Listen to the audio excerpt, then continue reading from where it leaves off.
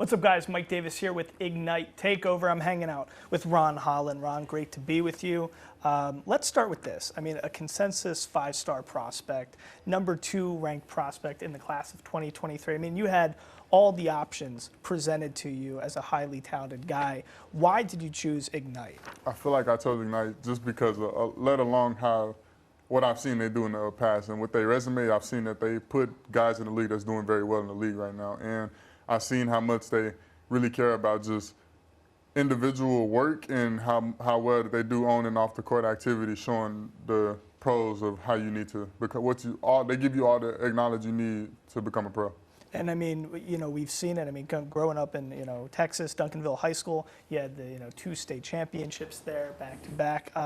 Tell us, you know, right now on the court, the level of play. I mean, against Perth in the Fall Invitational, you dropped 23 and 33 or 25 and 33. So, I mean, you're adjusting well to this level of play. What have you seen on the court so far? From what I've seen, I feel like the physicality is very different, but at the same time, I'm a really aggressive player, so I'm kind of used to it already. But I know that, well, everybody knows that I play really, really hard, so it's not, I haven't necessarily had a real live adjustment yet, but I know this upcoming season, I know I'm going to face a lot of older, smarter players, and I know I'm going to have times where adversity is going to hit, and I'm just going to have to find a way to bounce back from it. And you're 18, right? Yes, So, I mean, at 18, it's tough. I mean, the amount of pressure, the weight on your shoulders as a guy who's, you know, producing so much right now, but also has this future ahead of him. Express to us as an audience what that really feels like to have that type of weight on your shoulders and to then have to execute and live up to those expectations. I mean, honestly, I try not to look at it like stress or any, like, you know, things that I need to be looking down at. I feel like I trust my work and I trust my habits and everything that I've been doing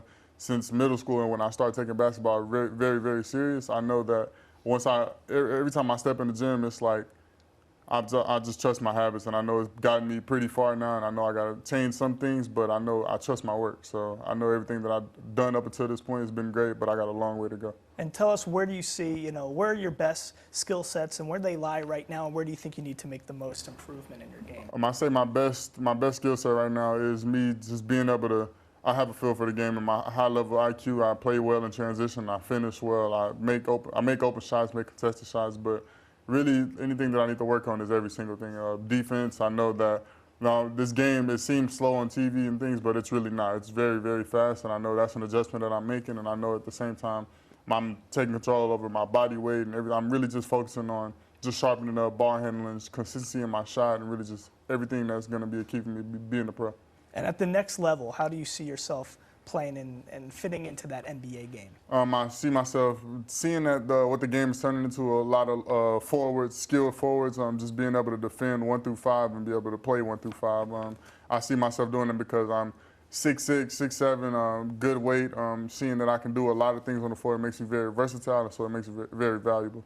And let's talk Ignite. So, I mean, here, you know, as opposed to doing something NCAA, I mean, where does, you know, the day-to-day, how does this take you to that next level? This program being, you know, surrounded by this staff, by, you know, a team that's constructed to not just win, but to also help you get to that next level. Where does that come into the fold, and how have you recognized that, you know, element to this organization? I say it helps a lot because being that you're with NBA guys every single day throughout your whole day, on and off the court, is really just showing you what it takes to become a pro and is what it takes for you to reach your dream. And I feel like that they do a great job of doing that, the vets, but also the coaching staff and anybody else that's working with Ignite. Even Nakia Marks, she teaches us when anything on off the court we have that she really teaches us. She does a good job of teaching us because it ain't just about basketball anymore. Things is a business, and she does a great job of teaching us that. And then Coach Harden, T. Scott, CJ, all them, they do a great job of the on-court things. But everybody, like,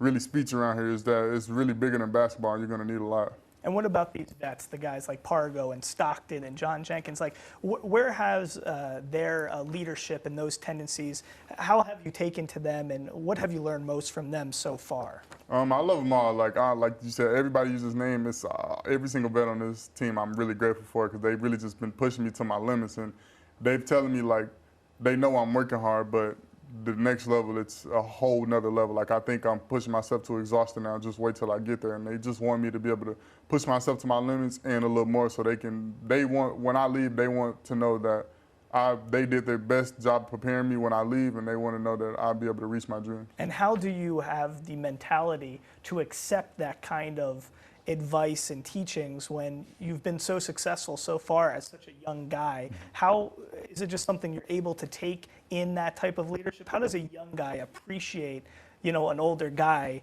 telling them the way things should be or the way they should be? I feel like I said, I appreciate them really well, but it's just like I know what they've been through, and I know that they just accomplished their dreams they already did it just as bad as I want to do it, and they know what it takes. So it's like a blueprint. Like they have it, they know what it takes. They've been there, they've done it. So why not listen to them? And it's like I know that I committed here because I trust everybody in this area, and it's like everybody that's around me is going to be able to be here to help me. What is it like amongst them, the guys who are these highly talented prospects who are looking towards that next level? What is it like behind the scenes with you guys? I feel like behind the scenes, everybody would think that it's like animosity and stuff, but it's really not. We all just really pushing each other because we all know what we want at the end of the day, and that's to get drafted, and that's to be in the league and have a long career. So every day in practice, on and off the court, we're just watching what each other does and making sure that nobody's, if anybody's slipping, we make sure we get on them about it, because it's like our dream is really right around the corner. Within the next few months, we'll be hearing our names being called. So it's just like we're just trying to make sure that we're all on the right track and pushing each other to our max, because it's like I said, our dream is right around the corner. And obviously a lot of rankings and lists have you high up there. Tell us, somebody under the radar who you've been working with in practice, another teammate who you think at that next level is just going to surprise a lot of people and become a big star. I feel like Tyler Smith is really under the radar, just because being that he's not really on. I've seen some ranking sites, and he's not really on there. But what he's been doing for Ignite, I've been really talking to him about everything. It's been really good. He's a skilled forward that has high level IQ. He can really play the game, and he knows the game. But like I said, he's gonna fit really well in the league just because of how tall he is and how versatile he is. He can defend 1 through 5. He can also play 1 through 5. So. And do you see yourself as a trendsetter? I mean, as we're recognizing a shift with the guys who are in your position opting for this rather than Division I stuff, do you think this is going to be the new normal? I believe it is, but it's like college ain't for everybody. But like this ain't for everybody either. Everybody has their own route to choose, but. From what I can say, from what I've experienced so far, this is a great program because, like I said before, it's literally it's giving you a blueprint on how to become a pro, and literally this is your dream, and they will tell you and teach you how to reach that.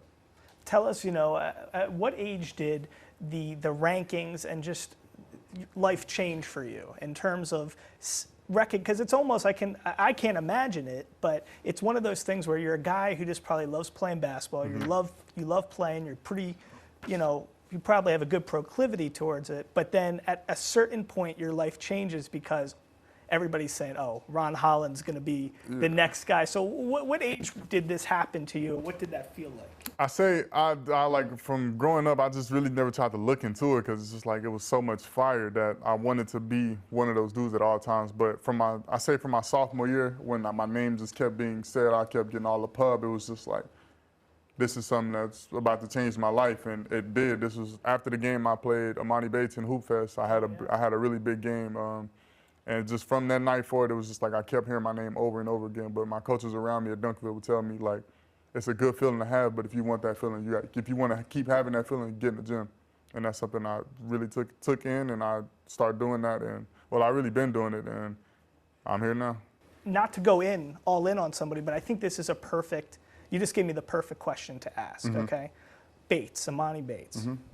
This was a guy who was a highly touted prospect coming out of high school, and we saw his college career didn't amount to what we all thought it was. He bounced around a lot. Mm. Now I believe he's in the league. I mean, so the focus, what happens to a guy, who has all those high rankings, all that stuff? Where does he get lost, you think? And you don't have to speak specifically to him, but in general, I mean, how do young guys who are that highly touted, how do they stay focused and keep things going in the right direction when we see guys like that who don't end up producing the way we think they would have? From what I can say is that it's really just about staying true to your habits, and that's really just staying in the gym and keeping your circle tight.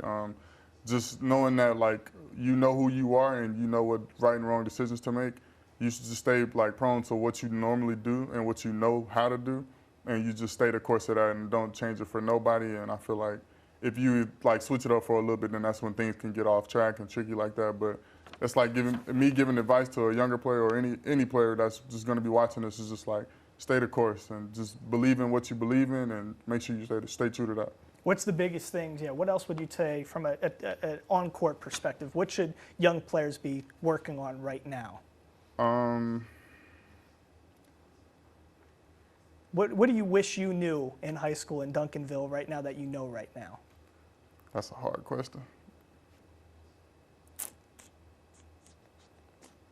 For me, I would say something I wish I knew in high school that I know now is how in shape you have to be to play at the next level.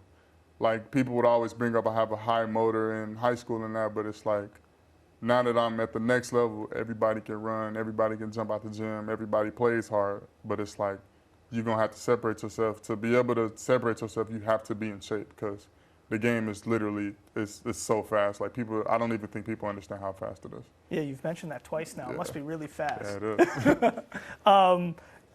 Specifically this season, Ignite this season, a lot of talent on this team. What do you think you guys can accomplish from a team?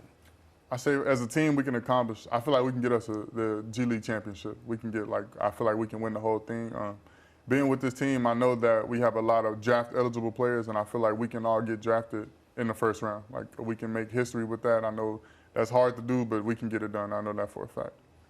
Have you been in contact with prior guys like Scoot or Jalen Green or other players, Kaminga? Have you been in contact with them and asked them questions about what their experience was like with Ignite or anything like that? I've talked to Scoot personally about his experience, and he just told me like it's just going to be a focus of you individually and as a team. But for the Ignite program, it's like they mainly focus on really just keying in on player development on and off the court, but it's just going to be like, it's going to be so focused on that, it might get frustrating and it might get hard, but don't really just get down about it, just get in the gym and stay grinding.